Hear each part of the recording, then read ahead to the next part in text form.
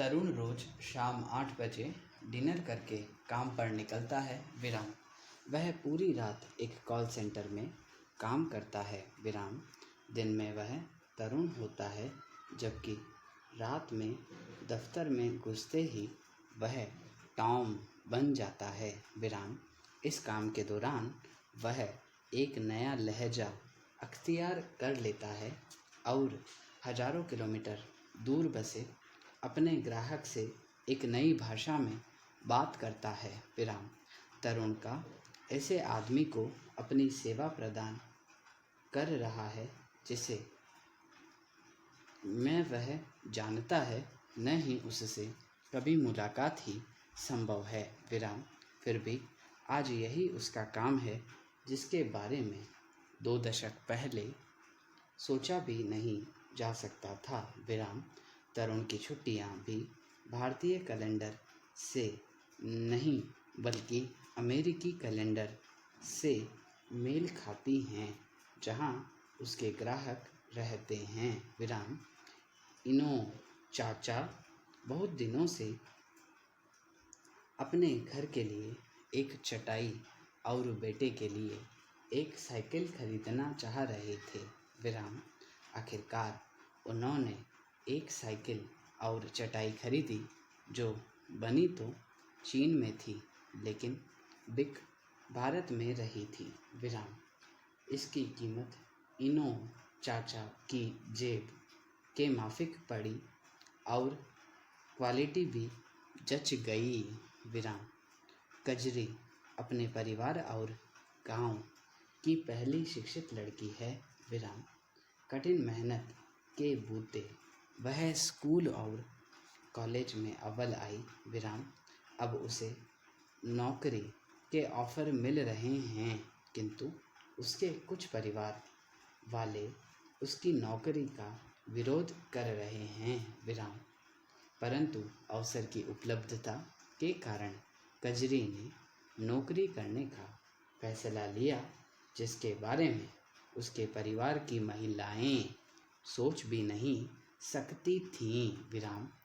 ये तीनों उदाहरण भूमंडलीकरण का एक न एक पहलू दिखाते हैं। विराम।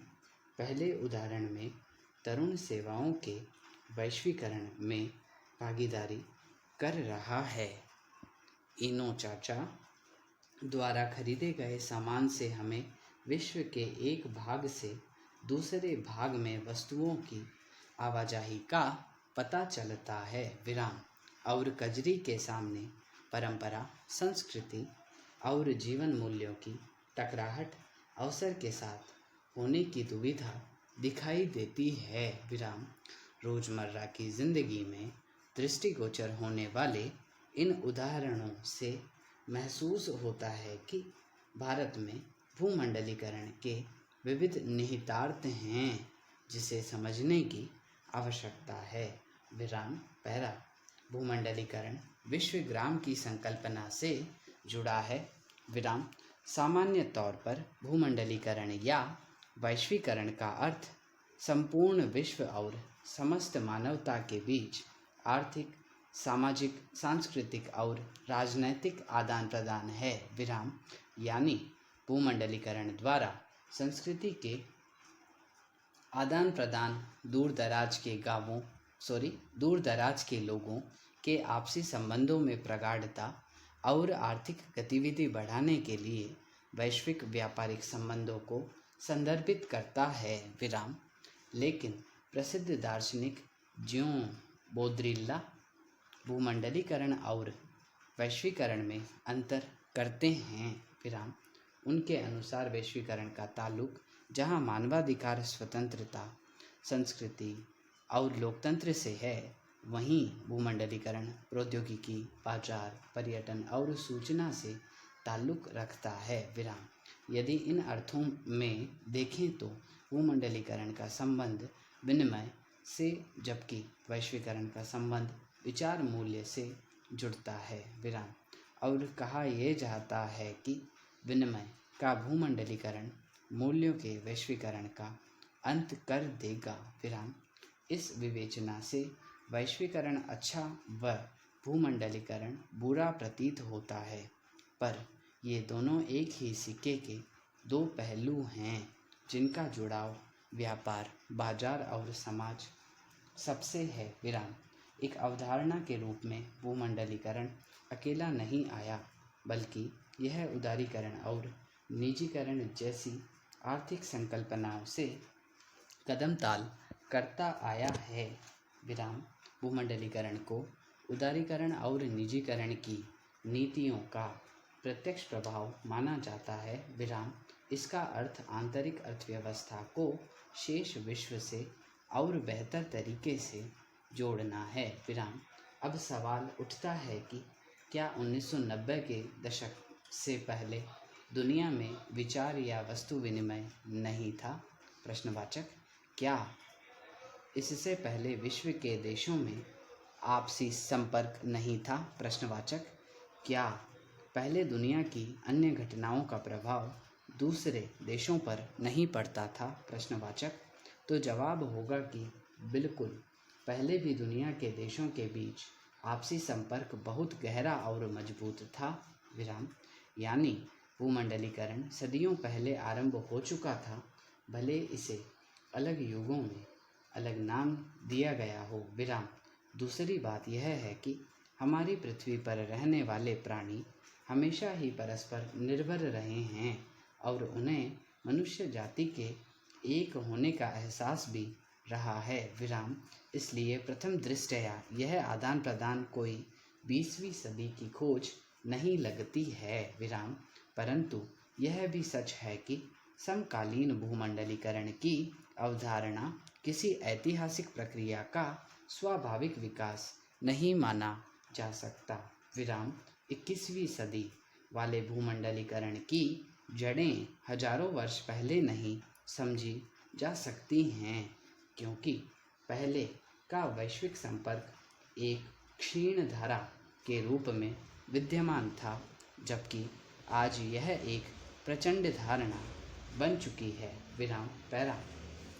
एक अवधारणा के रूप में भूमंडलीकरण की बुनियादी बात है प्रवाह। विराम। प्रवाह कई तरह के हो सकते हैं। विश्व के एक हिस्से के विचारों का दूसरे हिस्सों में पहुंचना, वस्तुओं का कई देशों में पहुंचना और उनका व्यापार तथा बेहतर आजीविका की तलाश में दुनिया के विभिन्न हिस्सों में लोगों की आवाजाही। विराम। यहाँ सबसे ज़रूरी बात है विश्वव्यापी पारस्परिक जुड़ाव, जो ऐसे प्रवाहों की निरंतरता से पैदा हुआ है और कायम है। विराम। यानी यह एक बहुआयामी अवधारणा है जो भारत समेत पूरी दुनिया को अपनी आगोश में ले चुका है। विराम। हालांकि भूमंडलीकरण के लिए कोई एक कारण जिम्मेदार नहीं है। विराम। फिर भी प्रौद्योगिकी अपने आप में एक अपरिहार्य कारण साबित हुई है। विराम। इसमें कोई शक नहीं है कि टेलीग्राफ, टेलीफोन और माइक्रोचिप के नवीनतम आविष्कारों ने विश्व के विभिन्न भागों के बीच संचार की क्रांति कर दिखाई है। विराम। इसलिए विचार, पूंजी, वस्तु और लोगों की विश्व के विभिन्न भागों में आवाजाही की आसानी प्रौद्योगिकी में हुई तरक्की के कारण संभव हुई है। विराम। इन प्रवाहों की गति में अंतर हो सकता है, जैसे दुनिया के विभिन्न भागों के बीच पूंजी और वस्तु की गतिशीलता लोगों की आवाजाही की तुलना में ज़्यादा तेज और व्यापक होगी। विराम। बहरहाल, संचार साधनों की तरक्की और उनकी उपलब्धता मात्र से भूमंडलीकरण अस्तित्व में आया हो, ऐसी बात नहीं है। विराम। यहाँ ज़रूरी बात यह है कि विश्व के विभिन्न भागों में लोग अब समझ रहे हैं कि वे आपस में जुड़े हुए हैं। विराम। आज हम इस बात को लेकर सजग हैं कि विश्व के एक हिस्से में घटने वाली घटना का प्रभाव विश्व के दूसरे हिस्से में भी पड़ेगा। विराम। Bird flu